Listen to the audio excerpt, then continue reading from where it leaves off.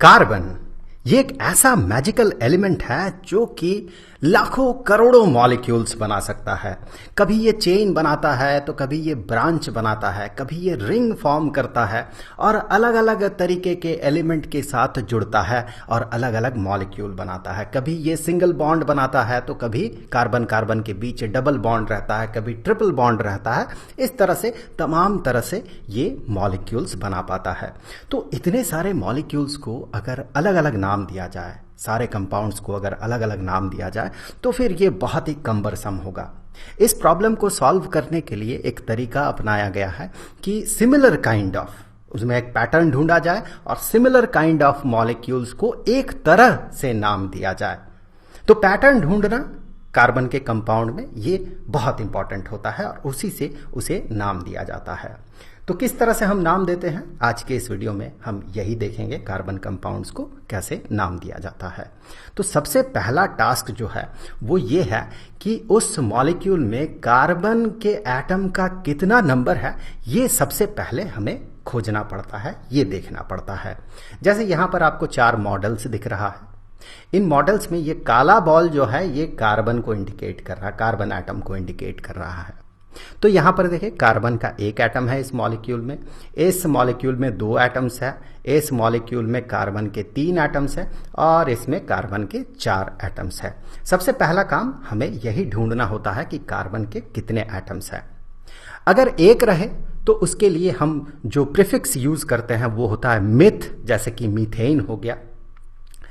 2 अगर रहे carbon atom तो उसके लिए हम प्रीफिक्स यूज करते हैं इथ, इसी तरह से 3 के लिए प्रॉप, 4 के लिए ब्यूट, 5 के लिए पेंट। इसी तरह से आप इस लिस्ट में देख सकते हैं 10 के लिए होगा डेक।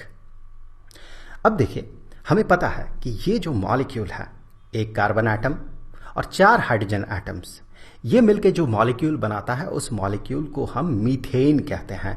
यहां पर आप इस मिथ पे ध्यान दें। ये मिथ जो है ये इंडिकेट कर रहा है कि इस मॉलिक्यूल में कार्बन एटम का जो नंबर है ये 1 है, एक ही कार्बन एटम है, इसीलिए यहां पर मिथ है। अगर 2 रहे तो इथ होगा, 3 रहे तो प्रॉप होगा, 4 रहे तो ब्यूट होगा। अब देखिए अगर कार्बन कार्बन जितने भी कार्बन एटम्स है सब अगर सिंगल बॉन्ड से जुड़ा हुआ रहे एक दूसरे के साथ, और कार्बन के साथ अगर सिर्फ और सिर्फ कार्बन के अलावा सिर्फ और सिर्फ हाइड्रोजन जुड़ा हुआ रहे, तो फिर हम लोग उस नाम के अंत में ANE जोड़ते हैं, एन जोड़ देते हैं। जैसे कि यहां पर ये हो गया मिथ एन, एक कार्बन है तो इसीलिए मिथ, और चूंकि सारे हाइड्रोजन यहां पर जुड़ा हुआ है, सबका सब सारा का सारा बॉन्ड हाइड्रोजन का है, तो इसीलिए ये एन, मिथ एन। यहां पर देखिए कार्बन कार्बन सिंगल बॉन्ड से जुड़ा हुआ है और बाकी हाइड्रोजन है, 2 कार्बन के लिए इथ, और चूंकि वो प्रॉपर्टी फुलफिल कर रहा है कार्बन कार्बन सिंगल बॉन्ड और बाकी हाइड्रोजन, तो इसीलिए एन इथेन। वही चीज आपको यहां पर भी दिखेगा, कार्बन कार्बन सिंगल बॉन्ड और बाकी हाइड्रोजन, तो ये हो गया प्रोप एन। वो वही प्रॉपर्टी आपको यहां पर भी दिखेगा। 4 कार्बन है तो ब्यूट, तो 4 कार्बन सिंगल बॉन्ड, सारे के सारे सिंगल बॉन्ड, बाकी हाइड्रोजन, तो ये हो गया ब्यूटेन। अब सबको एक साथ देखते हैं। यहां पर ये हो गया मीथेन, ये हो गया इथेन, ये हो गया प्रोपेन, उसी तरह से ये हो गया ब्यूटेन, ये हो गया पेंटेन और ये हो गया हेक्सेन। कभी कभी कार्बन कार्बन के बीच सिंगल बॉन्ड के अलावा डबल बॉन्ड या ट्रिपल बॉन्ड भी रह सकता है। तो वैसे कंपाउंड्स को अनसैचुरेटेड कंपाउंड कहा जाता है। उस केस में अगर डबल बॉन्ड रहे, कार्बन कार्बन के बीच कहीं पर भी डबल बॉन्ड रहे, तो हम एन के जगह ईन लिखते हैं, ENE। अगर कहीं ट्रिपल बॉन्ड रहे कहीं भी, तो एन के जगह हम आइन लिखते हैं, YNE। चलिए एग्जाम्पल देख लेते हैं। जैसे कि हमें पता है ये प्रोपेन है, 3 कार्बन तो प्रोप और सिंगल बॉन्ड से जुड़ा हुआ है, बाकी हाइड्रोजन है, तो ये हो गया एन, प्रोपेन। अगर कहीं पर डबल बॉन्ड रहा कार्बन कार्बन के बीच, तो ये हो जाएगा प्रोपीन, डबल बॉन्ड के लिए ENE।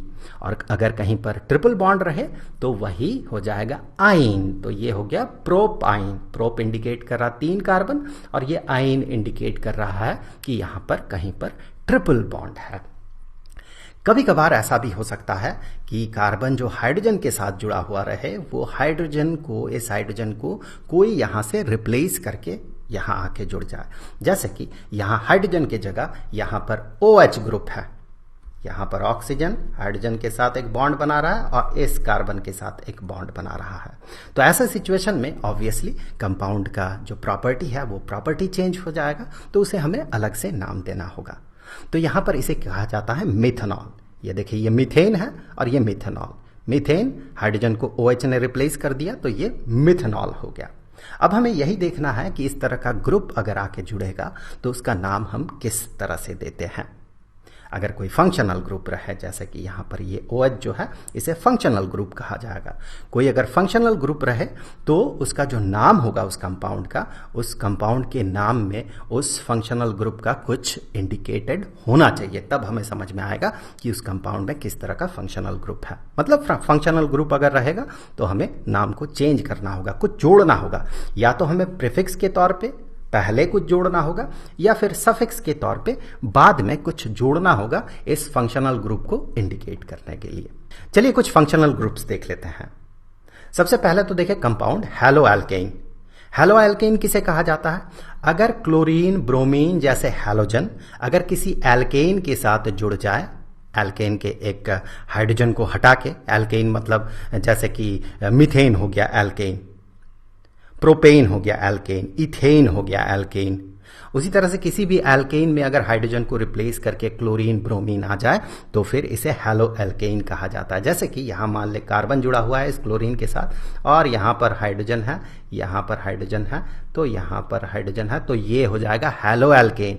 या फिर इस हाइड्रोजन की जगह कार्बन है, यहां हाइड्रोजन, यहां हाइड्रोजन, यहां पर और यहां हाइड्रोजन, तो ये हो जाएगा हैलोएल्केन। एल्केन के एक हाइड्रोजन को अगर क्लोरीन रिप्लेस कर देता है या किसी भी तरह का हैलोजन अगर रिप्लेस कर देता है तो ये हो जाएगा हैलोएल्केन। उसी तरह से किसी कार्बन कंपाउंड में अगर हाइड्रोजन को OH ग्रुप अगर रिप्लेस करता है तो फिर वो हो जाएगा अल्कोहल। और अगर कहीं पर किसी कार्बन कंपाउंड में आपको ये वाला ग्रुप दिख जाए तो आप समझ जाइए ये एल्डिहाइड है। अगर आपको इस तरह का ग्रुप दिखे तो आप समझ जाइए ये कीटोन है।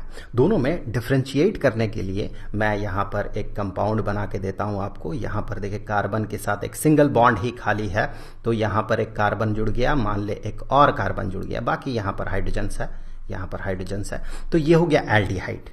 अब देखिए यहां पर कीटोन के केस में क्या होगा, कार्बन का एक बॉन्ड इधर, दूसरा बॉन्ड इधर, तो यहां भी कार्बन जुड़ेगा, यहां भी कार्बन जुड़ेगा, आगे और भी कार्बन जुड़ सकता है और बाकी हाइड्रोजन रहेगा। तो इस तरह का जो कंपाउंड होगा, इस कंपाउंड को कीटोन कहा जाएगा। ये हो गया कीटोन और ये हो गया एल्डिहाइड। तो दोनों में डिफरेंस आप समझ सकते हैं। यहाँ कार्बन का दो बॉन्ड, दो कार्बन जुड़ेगा यहाँ पर इस कार्बन के साथ, और यहाँ पर इस कार्बन के साथ सिर्फ एक ही बॉन्ड हो सकता है जो कि उस चेन में दूसरे कार्बन के साथ वो जुड़ेगा। उसी तरह से अगर कहीं पर आपको ये वाला ग्रुप दिख जाए तो ये एसिड को इंडिकेट करता है, कार्बोक्सिलिक एसिड को इंडिकेट करता है। जैसे कि मैं एक एग्जांपल ले रहा हूँ, यहाँ पर यहाँ कार्बन जुड़ा हुआ है, यहाँ भी कार्बन जुड़ा हुआ है और बाकी हाइड्रोजन्स यहाँ पर जुड़ा हुआ है। हो सकता है हाइड्रोजन की जगह कुछ और भी जुड़ा हुआ रहे। तो ये बेसिक कुछ अंडरस्टैंडिंग था कुछ कंपाउंड्स का, जो फंक्शनल ग्रुप्स है वो फंक्शनल ग्रुप किस तरह का होता है। अब कुछ एग्जांपल्स देख लेते हैं। जैसे कि सबसे पहले हैलोएल्केन का एग्जांपल हम लोग लेते हैं यहाँ पर। जैसे यहाँ पर अगर हाइड्रोजन होता तो ये क्या होता, देखिए यहाँ पर अगर हाइड्रोजन होता तो इसे हम प्रोपेन कहते, ये हो जाता प्रोपेन, ठीक है। अब चूंकि यहां पर हाइड्रोजन के जगह पे एक हैलोजन जुड़ा हुआ है तो ये हैलोएल्केन हो गया। अब हैलोजन कौन सा जुड़ा हुआ है, क्लोरीन जुड़ा हुआ है। तो इस केस में अगर हैलोजन जुड़ा हुआ रहे, हैलोएल्केन हो, तो इस तरह के केस में हमें प्रीफिक्स के तौर पे क्लोरीन के लिए क्लोरो, अगर ब्रोमीन रहता तो ब्रोमो, आयोडीन रहता तो आयोडो, इस तरह से हमें प्रीफिक्स के तौर पे इसे जोड़ना होता है। तो ये प्रोपेन जो है, चूंकि ये क्लोरीन जुड़ा हुआ है हाइड्रोजन की जगह, तो यही हो जाएगा क्लोरोप्रोपेन। अब देखिए यहां पर ये प्रोपेन होता, अगर यहां हाइड्रोजन रहता, यहां पर ब्रोमीन है, तो ये हो गया ब्रोमोप्रोपेन। अब देखिए अल्कोहल का एग्जांपल। यहां पर हाइड्रोजन की जगह पे OH ग्रुप जुड़ा हुआ है, फंक्शनल ग्रुप जुड़ा हुआ है। अगर हाइड्रोजन होता, यहां ऑक्सीजन अगर ना होता, यहां पर अगर ऑक्सीजन ना हो के हाइड्रोजन, सिर्फ हाइड्रोजन जुड़ा हुआ होता, तो ये क्या होता, ये होता प्रोपेन, ये होता प्रोपेन, अब देखिए, चूंकि यहां पर ये अल्कोहल बन गया है, यहां पर ये OH जुड़ा हुआ है, हाइड्रोजन को रिप्लेस कर दिया है, तो उस OH के लिए, चूंकि वो अल्कोहल है, अल्कोहल को इंडिकेट करने के लिए सफिक्स के तौर पे, मतलब बाद में हमें OL जोड़ना होता है। तो यहां हमें OL जोड़ना होगा। लेकिन ध्यान दें, इस तरह के केस में, एल्केन, एल्कीन, एल्काइन के केस में लास्ट में जो ई है, अगर सफिक्स में कुछ जुड़ रहा है जिसके पहला लेटर जो है वो अगर ववेल है, तो दो लगातार ववेल्स यहां पर नहीं होता है। इस केस में हमें क्या करना होता है, इस ई को हटा देना होता है। लास्ट में जो ई है, उस ई को हटा के ये जो सफिक्स का OL है, सफिक्स का OL को यहां पर अपेंड करना होता है, जोड़ना होता है। यहां पर ध्यान दें, अगर यहां पर इथेन होता, क्लोरोइथेन होता, अगर एक कार्बन मैं यहां से हटा देता हूं, यहां से एक कार्बन मैंने हटा दिया, ये हाइड्रोजन के साथ जुड़ा हुआ है, तो ये इथेन हो जाता। तो क्लोरोइथेन के केस में, क्लोरोइथेन के केस में, इस केस में हम इस O को नहीं हटाते हैं। ये कब हटेगा? ये तब हटता है जब एल्केन, एल्कीन, एल्काइन रहता है और उसके बाद ऐसा सफिक्स जुड़ता है जिसके शुरुआत में ववेल है, तो फिर वहां से ये लास्ट का जो ई है, वो लास्ट का ई हट जाता है। अब आते हैं एल्डिहाइड में। एल्डिहाइड से पहले एक ही साथ देखेंगे एल्डिहाइड और कीटोन को। तो यहां पर ये एल्डिहाइड का एग्जाम्पल है। देखिए, हमें वो वाला फंक्शनल ग्रुप दिख रहा है, एल्डिहाइड वाला फंक्शनल ग्रुप हमें यहां पर दिख रहा है। तो ये एल्डिहाइड है। सबसे पहले तो हमें क्या काउंट करना होता है, कार्बन का नंबर काउंट करना होता है। तो कार्बन 3 है, तो ये प्रोपेन हो गया, ये हो गया प्रोपेन। अगर हाइड्रोजन से जुड़ा हुआ रहता है, ये कार्बन भी 2 हाइड्रोजन से जुड़ा हुआ रहता, तो ये प्रोपेन होता। अब इस प्रोपेन का 2 हाइड्रोजन को रिप्लेस कर दिया एक ऑक्सीजन ने, डबल बॉन्ड बना दिया, 2 हाइड्रोजन को रिप्लेस कर दिया। सो डबल बॉन्ड ऑक्सीजन बनते साथ, कार्बन के साथ डबल बॉन्ड ऑक्सीजन बनते साथ, ये क्या हो गया, एल्डिहाइड हो गया। देखिए, ये जो ग्रुप है फंक्शनल ग्रुप, इसको ध्यान देना है आपको। ऑक्सीजन तो डबल बॉन्ड कीटोन में भी जुड़ता है, लेकिन उस केस में ऑक्सीजन जिस कार्बन के साथ जुड़ेगा वो कार्बन 2 अलग अलग कार्बन से जुड़ेगा। यहां पर ये कार्बन देखिए एक ही कार्बन से जुड़ा हुआ है, तो ये एल्डिहाइड है। तो एल्डिहाइड के लिए लास्ट में हमें AL जोड़ना होता है। तो यहां पर AL जोड़ने से पहले इस E को हमें रिप्लेस करना होगा, क्योंकि A जो है ये A ववेल है, तो ये हो जाएगा प्रोपेनल, प्रोपेनल। उसी तरह से यहां पर आपको कीटोन का एग्जाम्पल दिख रहा है। ये ऑक्सीजन जो है ये कार्बन के साथ जुड़ा हुआ है, ये जो ग्रुप है ये फंक्शनल ग्रुप, ये कीटोन को इंडिकेट कर रहा। चूंकि अगर यहां पर हाइड्रोजन होता, 2 हाइड्रोजन होता, तो प्रोपेन होता। चूंकि यहां पर कीटोन बन गया ये, तो प्रोपेन के साथ हम ONE जोड़ देते हैं। E रिप्लेस हो गया, प्रोपेन का E जो है वो हट जाएगा, रिमूव हो जाएगा, और ये ONE जुड़ जाएगा। ONE इंडिकेट कर रहा कीटोन को, तो ये प्रोपेनोन है। सिमिलरली यहां पर ये जो फंक्शनल ग्रुप है ये क्या है, ये कार्बोक्सिलिक एसिड है। यहां पर 3 कार्बन है, तो प्रोपेन, और कार्बोक्सिलिक एसिड के लिए लास्ट में हमें ओइक एसिड लिखना होता है, तो प्रोपानोइक एसिड। अब चलिए कुछ कंपाउंड्स को हम नाम देंगे। यहां पर हमें एक कंपाउंड दिख रहा है, इस कंपाउंड को हमें नाम देना है। सबसे पहले तो देखिए यहां पर ब्रोमीन, हैलोजन है, ये जुड़ा हुआ है, तो ये हो जाएगा हैलो एल्केन। सबसे पहले तो मैं ये लिख लूं कि ये एक हैलो एल्केन है। हैलो एल्केन मैं क्यों कह रहा हूं, क्योंकि यहां पर कार्बन कार्बन सिंगल बॉन्ड से जुड़ा हुआ है, तो ये हैलो एल्केन है। अब सबसे पहले हमें क्या करना है, सबसे पहले कार्बन का नंबर हमें ढूंढना है। तो कार्बन का नंबर है 2। 2 होते साथ इसका नाम में इथ रहेगा, और चूंकि कार्बन कार्बन सिंगल बॉन्ड से जुड़ा हुआ है तो ये इथेन होगा। और चूंकि यहां पर एक हाइड्रोजन को ब्रोमीन ने रिप्लेस किया है, तो ब्रोमो जो है चूंकि पहले आता है, तो यहां हम ब्रोमो लिखेंगे, तो इसका नाम हो गया ब्रोमो इथेन। आगे बढ़ते हैं नेक्स्ट।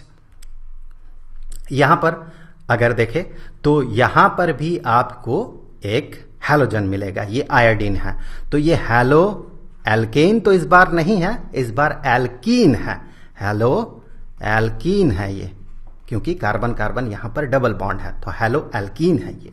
अब देखिए यहां पर सबसे पहले हमें कार्बन का नंबर ऑफ एटम्स ढूंढना होगा, तो ये पता करना होगा कितना है, ये 3 है, मतलब ये प्रोपेन है, ये है प्रोपेन। प्रोपेन तो है नहीं, पूरा नाम अभी लिखेंगे, ये प्रोपीन है, माफ कीजिएगा, प्रोपीन है। 3 प्रोप जो है ये 3 कार्बन को इंडिकेट कर रहा है, और ये ENE इंडिकेट कर रहा है कि ये एल्कीन है, यहां पर डबल बॉन्ड है तो एल्कीन है। अब देखिए यहां पर आयोडीन जुड़ा हुआ है, तो ये हो जाएगा आयोडो, पहले जोड़ना होगा, हैलोजन है तो ये आयोडो पहले जुड़ जाएगा, आयोडो प्रोपीन। आगे बढ़ते हैं, नेक्स्ट यहां पर आप देखें ये जो है हमें क्या दिख रहा है, ये यहां पर हमें OH दिख रहा है, ये इंडिकेट कर रहा कि ये अल्कोहल है, ये एसिड नहीं है। एसिड होता अगर ओइक एसिड होता, कार्बोक्सिलिक एसिड, तो यहां पर होता सिंगल बॉन्ड और यहां पर डबल बॉन्ड के साथ ऑक्सीजन जुड़ा हुआ होता, ये अल्कोहल है। अब देखिए सबसे पहले मैं यहां लिख दूं ये अल्कोहल है, अल्कोहल है। कार्बन का नंबर ऑफ एटम्स यहां पर 4 है, कार्बन का नंबर ऑफ एटम्स 4 होते साथ ये हो गया ब्यूट। अब कार्बन कार्बन देखिए सिंगल बॉन्ड, यहां पर डबल बॉन्ड है तो ये हो जाएगा ब्यूटीन, ब्यूटीन। और साथ में चूंकि ये अल्कोहल है तो अल्कोहल के लिए OL हमें अपेंड करना होता है, उसके लिए हमें इस E को हटाना होगा, वो बाद में हम जोड़ते हैं, तो इस E को हमें हटाना होगा और यहां पर OL जुड़ जाएगा, ब्यूटीनॉल, ये हो गया ब्यूटीनॉल। आगे बढ़ते हैं, नेक्स्ट यहां पर आप देखें ये जो है कार्बन के साथ ऑक्सीजन डबल बॉन्ड से और ये हाइड्रोजन, ये ग्रुप जो है ये ग्रुप इंडिकेट कर रहा है कि ये एल्डिहाइड है, ये एल्डिहाइड है। और एल्डिहाइड के केस में हमें सफिक्स के तौर पे AL मतलब बाद में AL जोड़ना होता है। तो सबसे पहले हम क्या करेंगे, कार्बन का नंबर ढूंढेंगे, 2, कार्बन एटम 2 है तो ऑब्वियसली 2 के लिए इथ।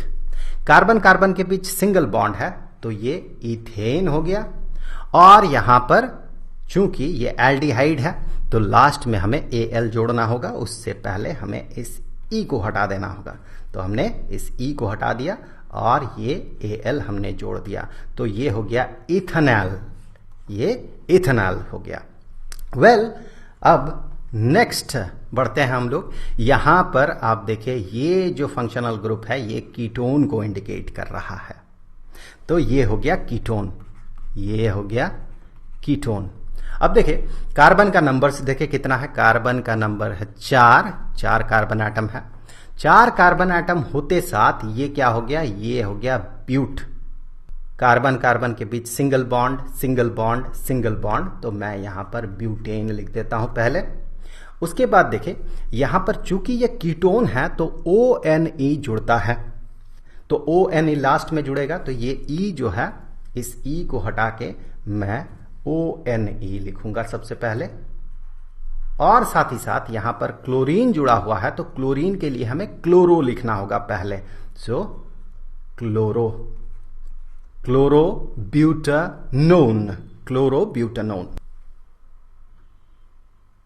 तो देखिए इससे पहले हम लोगों ने कार्बन में बॉन्ड किस तरह का बनता है इस पे बात किया था एक वीडियो में, वहाँ हमने ये भी देखा था कि कार्बन कंपाउंड्स का जो बेसिक प्रॉपर्टीज़ किस तरह का होता है, उसका मेल्टिंग पॉइंट बॉइलिंग पॉइंट इतना कम क्यों होता है। फिर आगे के एक वीडियो में हम लोगों ने ये देखा था कि वर्सेटाइल नेचर ऑफ कार्बन क्या होता है, मतलब कार्बन इतना वर्सेटाइल नेचर शो क्यों करता है, कभी चेन बनाता है कभी रिंग बनाता है, इस तरह का प्रॉपर्टी वो क्यों शो कर पाता है। और आज के इस वीडियो में हमने कार्बन कंपाउंड्स के नॉमेनक्लेचर मतलब उसे नाम कैसे दिया जाए इस पे बात किया। अब नेक्स्ट वीडियो में हम लोग ये देखेंगे कि कार्बन कंपाउंड्स का प्रॉपर्टीज किस तरह का होता है। अब जाते जाते मैं आपको बता दूं कि इस पूरे चैप्टर का जो प्लेलिस्ट है उसका लिंक आपको नीचे डिस्क्रिप्शन बॉक्स में मिल जाएगा। तो मिले